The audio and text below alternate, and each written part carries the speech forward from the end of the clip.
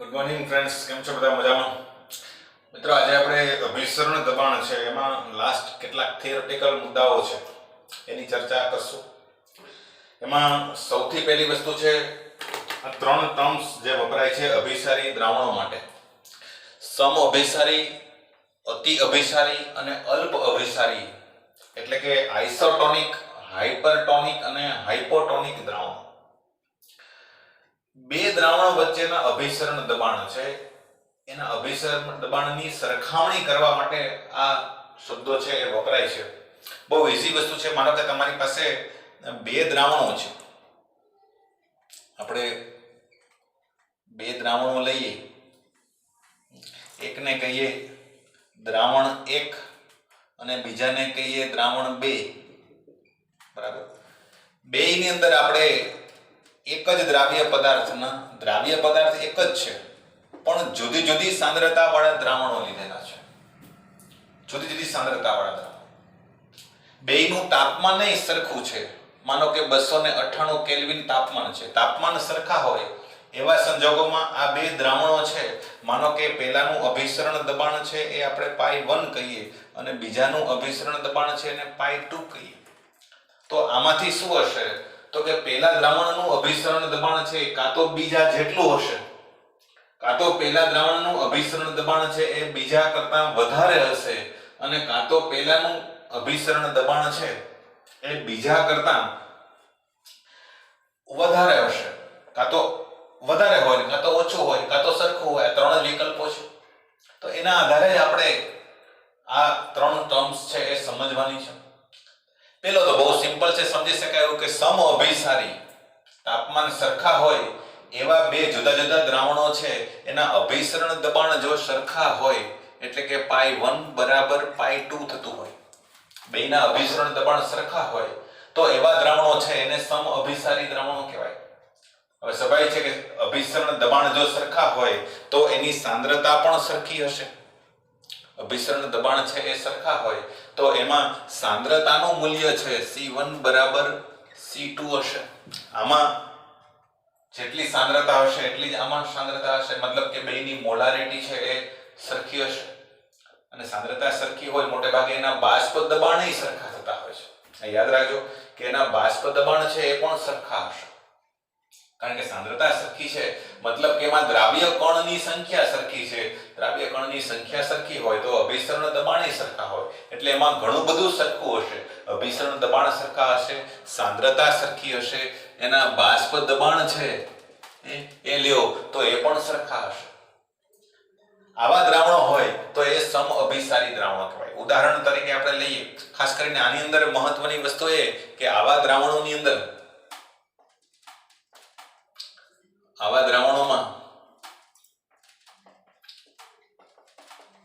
અભિસરણ થતું નથી. અભિસરણ થશે નહીં, એ ખાસ ધ્યાનમાં રાખજો આવા દ્રાવણની અંદર. કારણ કે સાંદ્રતા સરખી છે એટલે તમે જો આની વચ્ચે અર્ધપારગમ્ય પડદો મૂકો, જેમ આપણે કરતા હતા એમ કે ભાઈ આની વચ્ચે અર્ધપારગમ્ય પડદો SPM મૂકી દેશો, બરાબર, તો બેય બાજુ સાંદ્રતા સરખી જ છે એટલે બેય બાજુ દ્રાવકનો પ્રવાહ એક સરખા પ્રમાણમાં વહેશે. અહીંથી જેટલા દ્રાવક આ બાજુ જાય એટલો જ આ બાજુ આવે, એટલે અભિસરણ તમને જોવા મળશે નહીં. દ્રાવણની સપાટી બેયની એક સરખી જ રહેશે. આવા દ્રાવણો છે એને આપણે સમ અભિસારી દ્રાવણો કહેવાય. દાખલા તરીકે આનું ઉદાહરણ યાદ રાખવું હોય તો એ યાદ રાખજો કે રક્તકણોમાં રહેલું પ્રવાહી, બરાબર, રક્તકણોમાં રહેલું પ્રવાહી અને 0.9% weight by volume sodium chloride નું દ્રાવણ, આ બંને સમ અભિસારી હોય છે. આ ખાસ બહુ અગત્યનું છે, બહુ પૂછાય છે પરીક્ષાની અંદર. તમે બાયોલોજીમાં કદાચ તમારે આવતું હશે કે આપણા જે રક્તકણો છે, રેડ બ્લડ સેલ, જેને આપણે RBC કહીએ છીએ, બરાબર, એકદમ બટન જેવા ચપટા હોય, તો એની અંદરનું જે પ્રવાહી છે એ અને 0.9% વેઇટ બાય વોલ્યુમ ધરાવતું સોડિયમ ક્લોરાઇડ નું દ્રાવણ લ્યો તો આ બંને સમ અભિસારી થશે. એટલે થાય શું કે તમે આવા દ્રાવણની અંદર માનો કે તમે 0.9% weight by volume sodium chloride નું દ્રાવણ રાખો અને એની અંદર તમે રક્તકણને ડુબાડો. માનો કે આ રક્તકણ છે, તો આની અંદરનું પ્રવાહી અને બહારનું દ્રાવણ એ બંને સમઅભિસારી થશે. સમઅભિસારી થશે મતલબ કે બેયની સાંદ્રતા સરખી હશે, એટલે એમાં અભિસરણ થશે નહીં, અને અભિસરણ થશે નહીં એટલે શું થાય તો કે રક્તકણ ફૂલે પણ નહીં અને સંકોચાય પણ નહીં. ફૂલે પણ નહીં અને સંકોચાય પણ નહીં. આ મુદ્દાઓ છે એ યાદ રાખજો, એમાં કોઈ ફરક નહીં પડે, એવું ને એવું જ રહેશે. અને એટલા માટે જ આપણા રક્તકણની અંદર, લોહીની અંદર, નસની અંદર, વેઇનની અંદર સીધે સીધું આવું પ્રવાહી તમે દાખલ કરી શકો, વાંધો ન આવે કઈ. તમે જોયું છે કે ઘણાના નબળાઈ આવી ગઈ હોય શરીરમાં તો ડોક્ટર બાટલો ચડાવવાનું કે શરીરના કોષોની અંદર પ્રવાહીનું પ્રમાણ ઘટી ગયું હોય તો એવા સંજોગોમાં બાટલો ચડાવે તો એમાં આ મોટે ભાગે સેલાઇન વોટર જ હોય છે.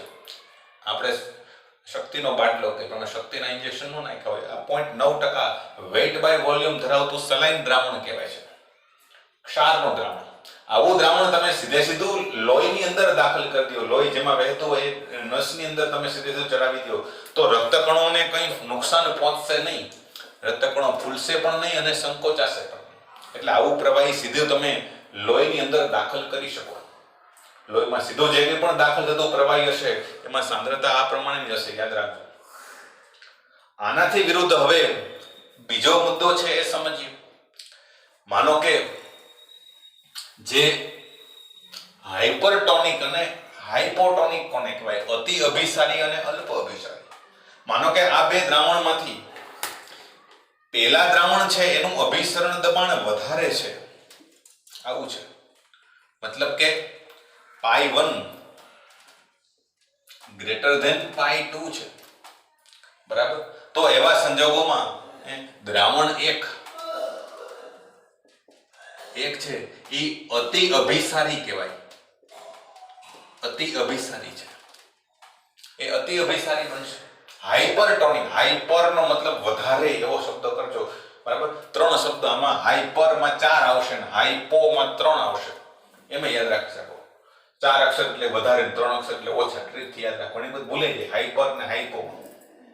તો એમ યાદ રાખી શકો, હાઇપર 4 અક્ષરો વધારે, હાઇપો 3 અક્ષરો ઓછું. આનો મતલબ થાય વધારે અભિસરણ ધરાવતું દ્રાવણ. મતલબ શું થશે કે તમે 0.9% થી જો વધારે સોડિયમ સાંદ્રતા ધરાવતું સોડિયમ ક્લોરાઇડ નું દ્રાવણ લ્યો તો આ જે છે એ અતિ અભિસારી દ્રાવણ થયું, અતિ અભિસારી. અતિ અભિસારી દ્રાવણની અંદર તમે જો રક્તકણો ડુબાડશો તો શું થશે તો કે હવે બહારની સાંદ્રતા વધારે છે અને અંદરની સાંદ્રતા ઓછી છે, પણ દ્રાવ્યની સાંદ્રતાની વાત આપણે કરીએ છીએ. દ્રાવકનું પ્રમાણ વધારે ક્યાં હોય તો કે દ્રાવકનું પ્રમાણ રક્તકણમાં વધારે છે, એટલે આમાં શું થશે તો કે વધારેમાંથી ઓછા તરફ, એટલે પ્રવાહી બહાર નીકળી જશે, અને બહાર નીકળી જશે એટલે શું થશે તો કે આમાં રક્તકણો છે,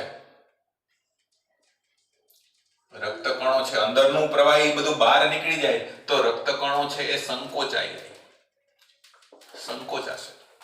તમે જો 0.9% થી વધારે સાંદ્રતા વાળા સોડિયમ ક્લોરાઇડ નું દ્રાવણ લોહીમાં દાખલ કરી દો તો એવા સંજોગોમાં રક્તકણો છે એમાંથી પ્રવાહી બધું બહાર નીકળી જાય, સંકોચાઈ જાય, બરાબર. એટલે ખાસ ધ્યાન રાખવાનું, એવા દ્રાવણોને આપણે હાઇપરટોનિક કહીશું. ઉલટું લ્યો, બરાબર, કે માનો કે પહેલા દ્રાવણનું અભિસરણ દબાણ બીજા કરતા ઓછું છે, બરાબર, આવું છે, π1 લેસ ધેન π2, તો પછી દ્રાવણ એક છે, એક ઈ અલ્પ અભિસારી કહેવાય, અલ્પ અભિસારી કહેવાશે. દ્રાવણ એક ને ખાસ યાદ રાખજો, બે પાછું હાઇપરટોનિક થઈ જશે. દાખલા તરીકે તમે 0.9% થી ઓછી સાંદ્રતા ધરાવતું દ્રાવણ લેશો તો શું થશે તો કે હવે બહારની સાઈડ સાંદ્રતા છે એ ઓછી છે. સાંદ્રતા ઓછી છે મતલબ કે બહારની સાઈડ દ્રાવકનું પ્રમાણ વધારે છે, એટલે એવા સંજોગોમાં પાણી અંદર દાખલ થશે. પાણી અંદર દાખલ થશે. સેમ દ્રાક્ષના કિસ્સામાં તમે લેશો તો એના જેવું થશે.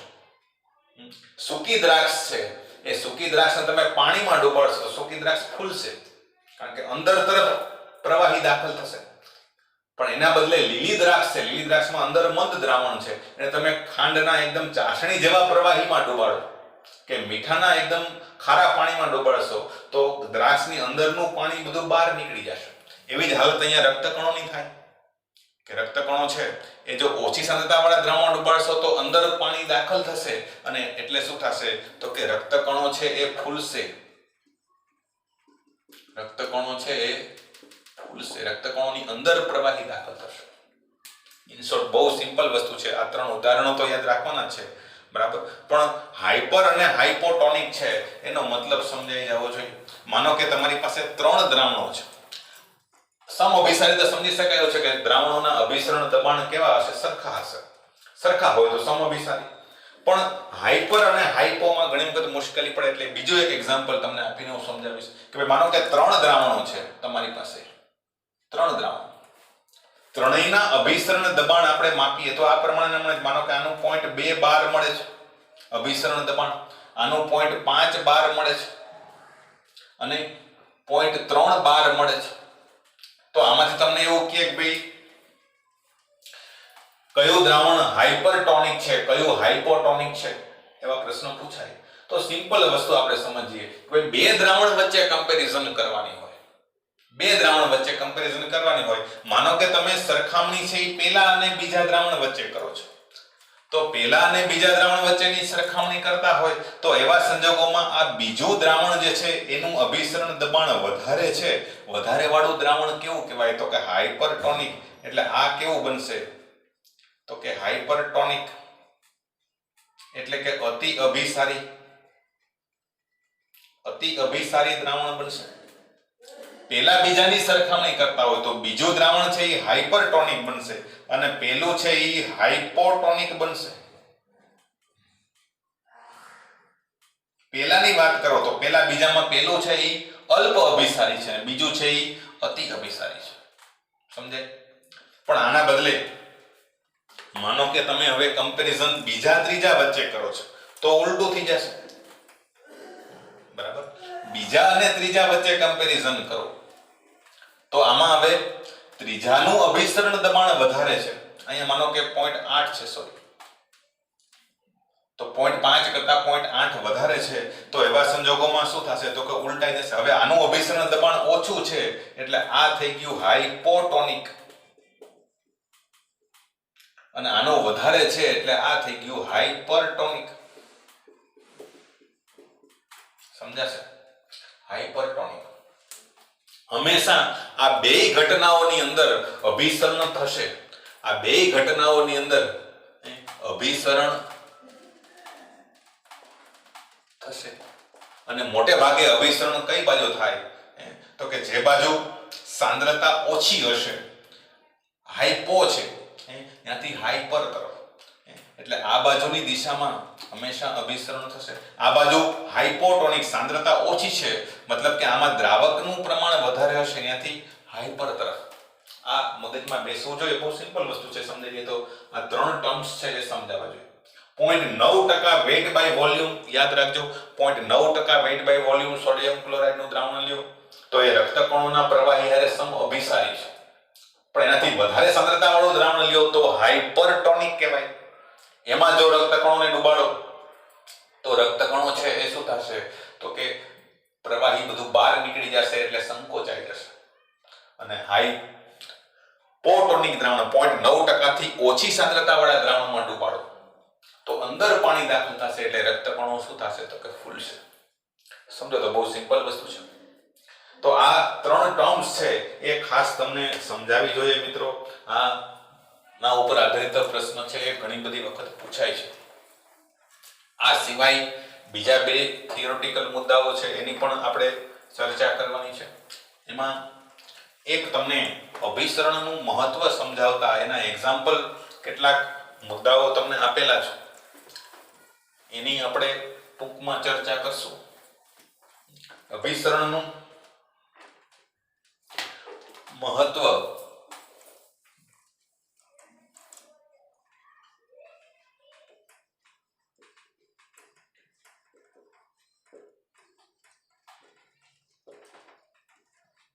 સમજાવતા કેટલાક મુદ્દાઓ છે.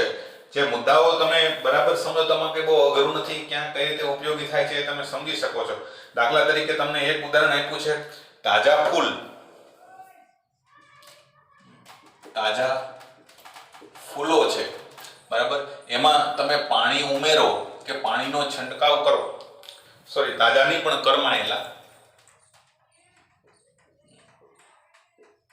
કરમાયેલા ફૂલોમાં પાણીનો છંટકાવ કરો તો એ કેવા થઈ જાય છે?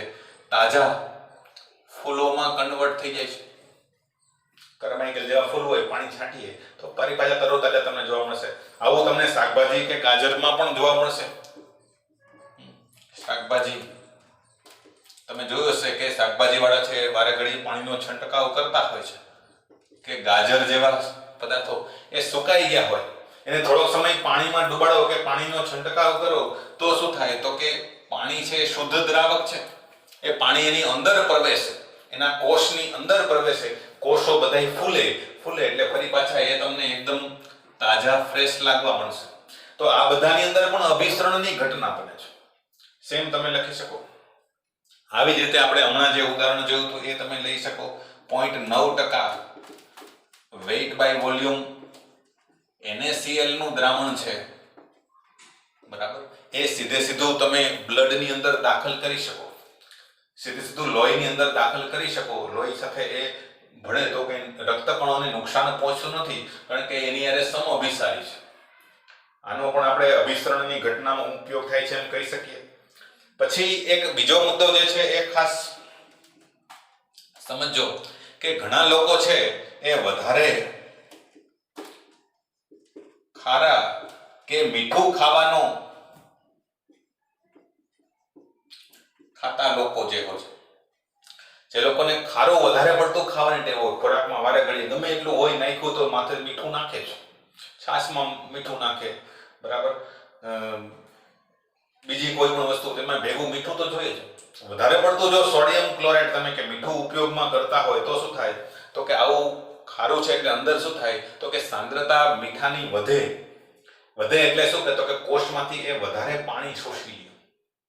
પાણીને શોષે એટલે એ પાણી જે છે તમે શું થાય? તો કે આ કોષ છે એની ફરતે હવે મીઠું આવતું હોય, બરાબર, તો કોષમાંથી પ્રવાહી છે એ બહાર નીકળે અને એટલે કોષની વચ્ચેની જગ્યાઓ જે હોય એમાં પાણીનો ભરાવો થઈ જાય.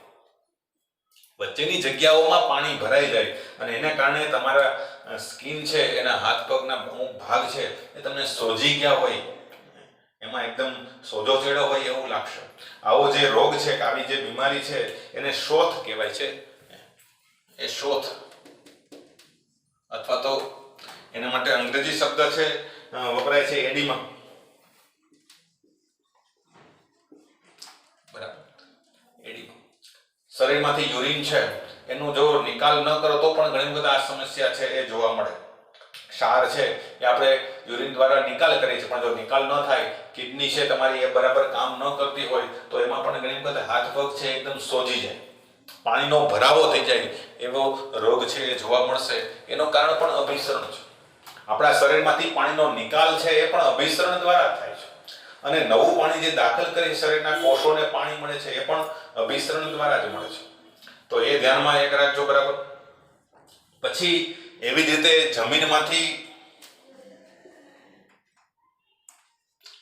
જમીનમાંથી મૂળ દ્વારા પાણીનું જે શોષણ થાય છે, બાયોલોજીમાં તમે એ ભણતા હશો. મૂળમાંથી પાણીનું જે શોષણ થાય છે, છેક મૂળથી વનસ્પતિની ટોચ સુધી પાણી પહોંચી જાય છે વગર મોટરે. નાળિયેરી જેવા વૃક્ષો તો ખૂબ ઊંચા હોય તો એમાં પણ વગર મોટરે ત્યાં સુધી પાણી પહોંચી જાય છે. એ શેના કારણે? તો કે અભિસરણને કારણે છે. એ પણ ધ્યાનમાં રાખવાનું છે. પછી એવી જ રીતે છેલ્લો મુદ્દો તમે એમાં લઈ શકો કે માંસ અથવા તો ફળો જે છે ફ્રૂટ્સ એનું પરિરક્ષણ કરવા માટે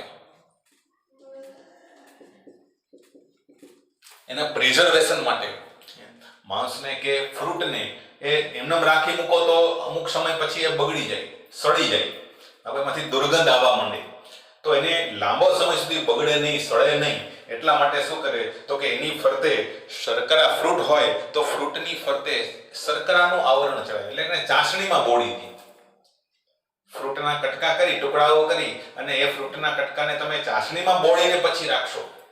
આપણે અથાણું બનાવીએ છીએ એમાં એવું જ કરીએ છીએ કે એને ચાસણીમાં બોળીને રાખો કે મીઠાવાળા પાણીમાં રાખશો તો શું થશે તો કે એ ચાસણી છે એ સાંદ્ર દ્રાવણ છે. સાંદ્ર દ્રાવણ છે એ શું કરશે તો કે અંદરથી પાણીને શોષી લેશે અભિસરણના આધારે. એટલે ફ્રૂટને ટુકડાઓની અંદર જેમાંથી પાણી હોય એ બધું શોષાઈ જાય, સંકોચાઈ જાય એકદમ.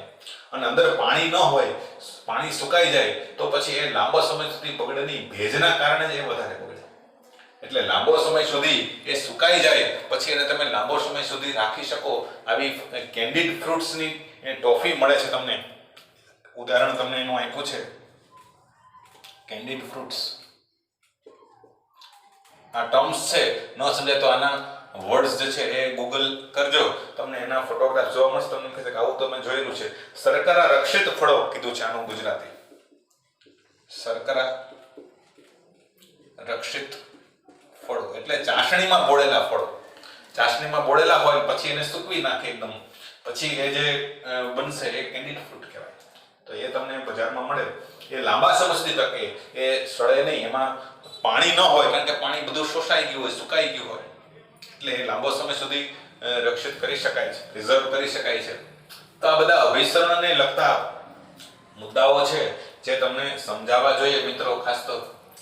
અને લાસ્ટ છેલ્લો થિયોરિટિકલ મુદ્દો જે છે એ પણ ખાસ બરાબર સમજી લઈએ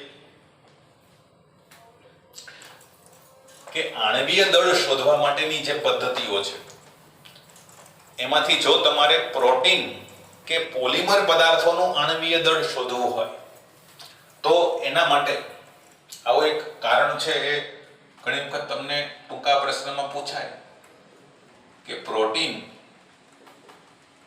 કે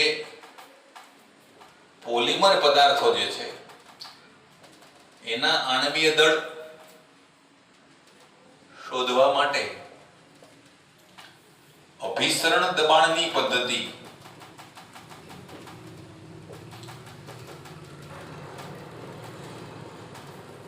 એ વધારે ઉપયોગી છે. શા માટે?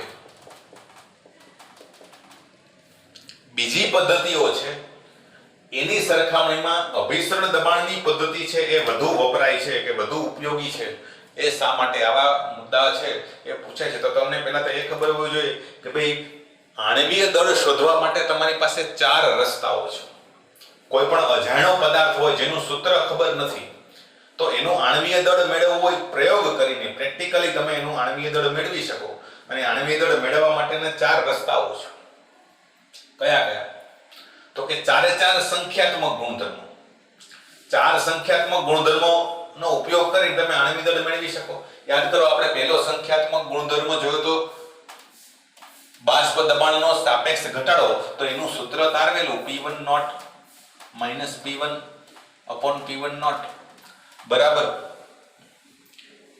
N2 અપોન N1 અથવા તો W2 ના છેદમાં M2 અને M1 ના છેદમાં W1. દ્રાવ્ય આપણે અજ્ઞાત પદાર્થ તરીકે લઈએ તો દ્રાવ્યનું આણ્વીય દળ શોધવાનું છે એટલે તમે આમાંથી M2 શોધી શકો. આ સૂત્રમાંથી M2 ને કરતા બનાવો તો બાષ્પ દબાણનો, આને આપણે કહીએ છીએ શું તો કે RLBP, બાષ્પ દબાણનો સાપેક્ષ ઘટાડો. આ પ્રયોગ કરીને માપી લ્યો તો આ પ્રયોગ કરીને મળી જાય તો બાકીની વિગતો તમે જાણતા હોય તો અજ્ઞાત પદાર્થનું આણ્વીય દળ ગણી શકો. આમ ન ગણવું હોય તો બીજો રસ્તો છે, બીજો સંખ્યાત્મક ગુણધર્મ ઉત્કલન બિંદુ ઉન્નયન. આનું સૂત્ર આપણે તારવેલું Kb × M. મોલાલિટીનું સૂત્ર મૂકો તો W2 KB આવશે આગળ W2 છેદમાં 1000 અને M2 ગુણ્યા W1. તો આમાં પણ અજ્ઞાત પદાર્થનું આણ્વીય દળ M2 આવશે. આ ગોતી શકો. આ બધું તમે જાણતા હોય તો તમારે પ્રયોગ કરીને શું માપવું પડે તો કે ઉત્કલન ઉન્નયન. ઉત્કલન ઉન્નયન માપો. ઉત્કલન ઉન્નયન એટલે ઉત્કલન બિંદુમાં થતો વધારો. આ પ્રયોગ કરીને માપવો પડે. આ પ્રેક્ટિકલ કરીને માપો તો એના આધારે પણ અજ્ઞાત પદાર્થનું આણ્વીય દળ શોધી શકાય. સેમ એવી જ રીતે તમે ત્રીજો રસ્તો છે, ત્રીજો સંખ્યાત્મક ગુણધર્મ ડેલ્ટા TF ઠાર બિંદુ અવનયન. સેમ સૂત્ર આવશે બરાબર. KB ના બદલે ખાલી KF મૂકવાનું છે. આનો ઉપયોગ કરી અને પણ તમે અજ્ઞાત પદાર્થનું આણ્વીય દળ શોધી શકો. આમાં પણ W2 M2 શોધી શકાય. પણ એના માટે તમારે શું માપવું પડે પ્રયોગ કરીને તો કે ઠાર બિંદુ અવનયન માપવું પડે. આ માપવું પડશે. અને આનો ઉપયોગ ન કરવો હોય તો હજી ચોથો રસ્તો જે આપણે હમણાં જોયો લાસ્ટ, અભિસરણ દબાણ. અભિસરણ દબાણનું સૂત્ર આપણે મેળવ્યું. શું હતું યાદ કરો? N2 RT ના છેદમાં V અથવા તો N2 ના બદલે મૂકો W2 ના છેદમાં M2 ગુણ્યા RT ના છેદમાં V. તો આમાં પણ M2 આવે છે. આ પણ માપી શકો તમે. આ ગણવા માટે તમારે પ્રયોગ કરીને શું માપવું પડે તો કે પ્રયોગ કરીને તમારે માપવું પડે અભિસરણ દબાણ. અભિસરણ દબાણ પ્રયોગ કરીને માપો તો એના ઉપરથી પણ આણ્વીય દળ ગોતી શકાય. તો આણ્વીય દળ ગણવા માટેના 4 રસ્તાઓ છે. પણ એમાંથી દરેકમાં પ્રયોગ કરીને આ રાશિ તમારે માપવી પડે. કાં તો પ્રયોગ કરીને બાષ્પ દબાણનો સાપેક્ષ ઘટાડો માપો, કાં તો ઉત્કલન બિંદુમાં કેટલો વધારો થાય છે એ માપો, કાં તો ઠાર બિંદુમાં કેટલો ઘટાડો થાય છે એ માપો, અને કાં તો અભિસરણ દબાણ માપો. તો 4 રીતે તમે આણ્વીય દળ ગણી શકો. પણ જો તમારે આણ્વીય દળ પ્રોટીન કે પોલિમર પદાર્થના મેળવવા હોય તો આ 4 પદ્ધતિઓમાંથી તમને વધારે અનુકૂળ પદ્ધતિ આ ચોથી આવશે. આ ચોથી પદ્ધતિનો ઉપયોગ કરવો તમને વધારે ફાયદાકારક થશે. શું કામ? તો કે એના કેટલાક મુદ્દાઓ છે એ સમજવાના છે કે અભિસરણ દબાણ વાળી પદ્ધતિ આજ શું કામ વધારે ઉપયોગી છે. તો કે એક તો પહેલી બાબત એની અંદર કે એ ઓરડાના તાપમાને ઉપયોગી છે. એ ઓરડાના તાપમાને તમારે અભિસરણ દબાણ માપવું હોય તો ગરમ કરવાની જરૂર નથી. આમાં ગરમ કરવું પડશે, આમાં ઠંડુ પાડવું પડશે. ઠાર બિંદુ માપવા માટે ઠંડુ પાડવું પડશે, ઉત્કલન બિંદુ માપવા માટે ગરમ કરવું પડશે. ત્યારે આમાં તમારે ગરમ કરવાની જરૂર નથી, ઠંડુ પાડવાની જરૂર નથી. ઓરડાના તાપમાને આ પદ્ધતિ વપરાશે. બીજી વસ્તુ આનો ફાયદો એ છે કે આમાં આપણે મોલાલિટીના બદલે મોલારિટીનો ઉપયોગ કરીએ છીએ, જે વધારે સરળતાથી તમે ગણતરી કરી શકશો. મોલાલિટીને બદલે મોલારિટી વપરાશે. આમાં આપણે મોલારિટી વાપરી છે. N2 એટલે શું? આના બરાબર આપણે CRT સૂત્ર પણ લખીએ છીએ ને. C એટલે મોલારિટી. જ્યારે આમાં મોલાલિટી આવે છે.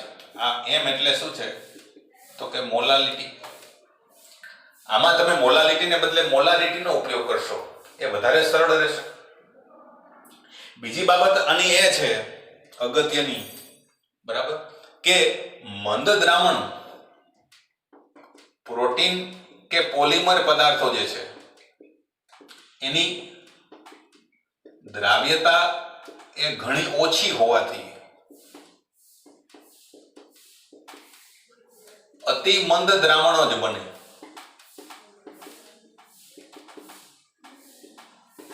બરાબર, એની દ્રાવ્યતા ખૂબ ઓછી છે કારણ કે પાણીમાં બહુ ઓગળતા નથી. બહુ મોટા મોટા અણુઓ છે, બૃહદ અણુઓ છે. બૃહદ એટલે વિશાળ પોલિમર પદાર્થો. આના અણુઓ ખૂબ મોટા હોય, આણ્વીય દળ એના ખૂબ ઊંચા હોય. 20,000, 30,000, 50,000, લાખ જેટલા આણ્વીય દળ હોય. અણુઓ મોટા હોય એટલે એની દ્રાવ્યતા બહુ ઓછી હોય અને મંદ દ્રાવણો બનાવે. અને આવા મંદ દ્રાવણો હોય ત્યારે મંદ દ્રાવણો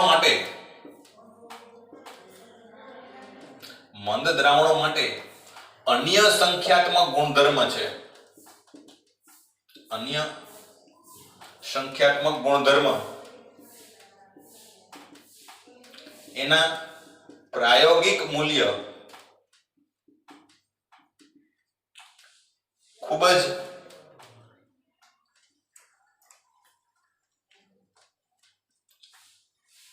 ઓછા મળતા હોવાથી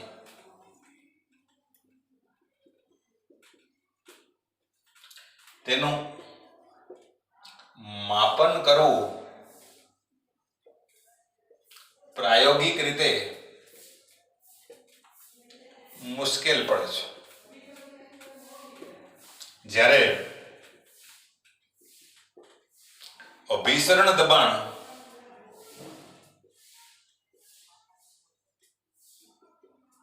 એનું મૂલ્ય પ્રમાણમાં વધારે મળતું હોવાથી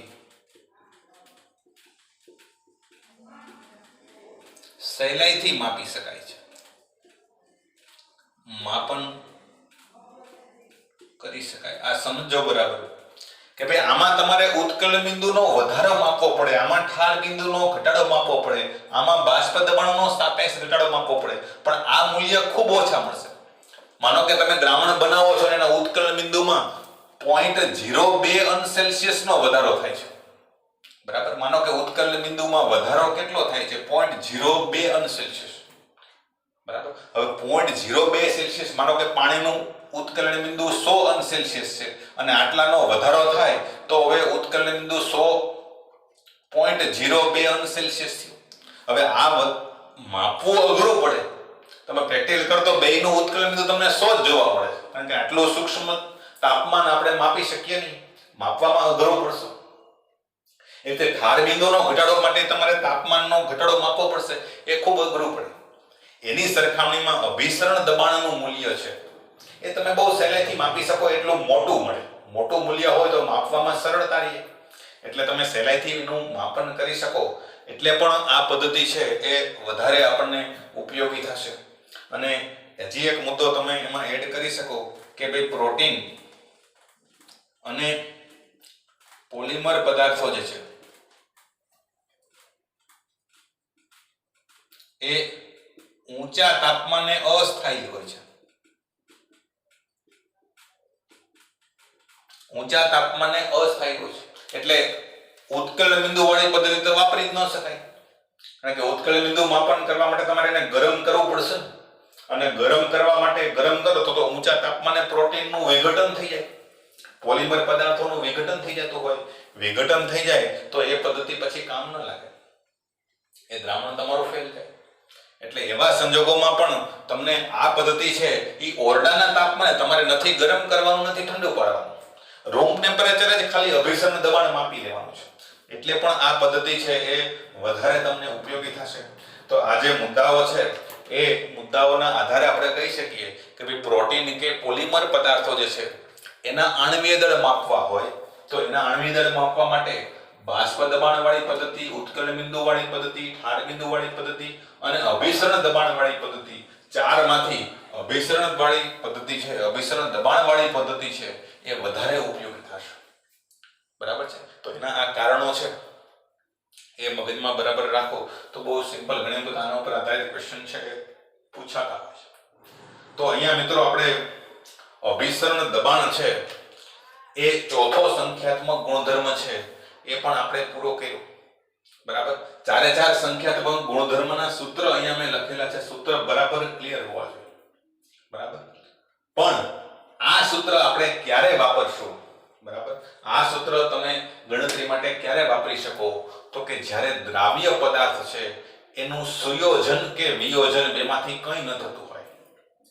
સુયોજન કે વિયોજન એટલે છૂટું પડવું અને સુયોજન એટલે ભેગું થવું.